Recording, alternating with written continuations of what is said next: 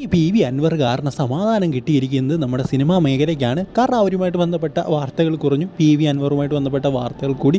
So അതുകൊണ്ട് തന്നെ അവർക്ക് കുറച്ച് ആശ്വാസമായി. എന്തായാലും മറ്റൊരു ബോംബും കൊണ്ട് ഇപ്പോൾ വന്നിരിക്കുകയാണ് പി.വി. അൻവർ.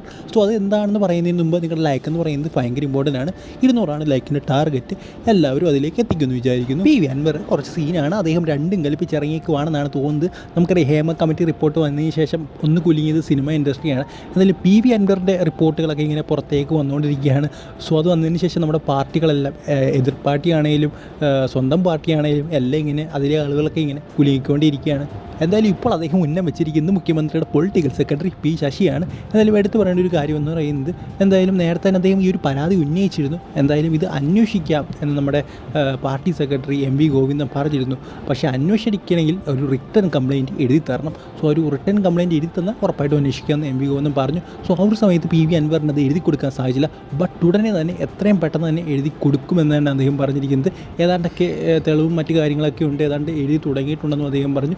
വളരെ പെട്ടെന്ന് തന്നെ എത്തിക്കുമെന്നും പറയുന്നുണ്ട്. പിന്നെ ഈ ഒരു 2 ദിവസത്തെ ഒരു ഗ്യാപ്പ് എടുക്കുമെന്ന് അദ്ദേഹം പറയുന്നു. കാരണം നമ്മുടെ അറിയാം യെച്ചൂരിയൊക്കെ മറിച്ചിരിക്കുന്ന സാഹചര്യമാണ്. അദ്ദേഹം എത്രത്തോളം പ്രധാനപ്പെട്ട ഒരു വ്യക്തിയാണ് പാർട്ടിയുടെ, നമുക്ക് എല്ലാവർക്കും അറിയാം. സോ ആ ഒരു സമയത്ത് പാർട്ടിയിലേക്ക് ഈ ഒരു പരാതി കൊണ്ട് ചെല്ലുന്നത്, അല്ലെങ്കിൽ അവിടേക്ക് ഒരു പരാതി കൊടുക്കുന്നത് ശരിയല്ല എന്ന് തനിക്ക് തോന്നി. സോ അതുകൊണ്ടാണ് താമസിച്ചത്. അല്ലെങ്കിൽ എത്രയും പെട്ടെന്ന് ഇതിലും നേരത്തെ ആ ഒരു പരാതി കൊടുത്തേനേയും എന്നാണ് അദ്ദേഹം ഇപ്പോൾ പറയുന്നത്. സോ ഈ ഒരു കേസ് എവിടേക്ക് പോകും എന്ന് നിങ്ങൾ തന്നെ പറയുക. എന്തായാലും ഇപ്പോൾ പാർട്ടിക്കാരാണ് പെട്ടിരിക്കുന്നത്, നേരത്തെ സിനിമാക്കാർ. ഇനിയും അടുത്തത് ആരാണ് എന്ന് കമൻറ്റ് ബോക്സിൽ പറയുക. സോ അടുത്ത വീട്ടിൽ കാണുന്നവരെ ഗുഡ് ബൈ.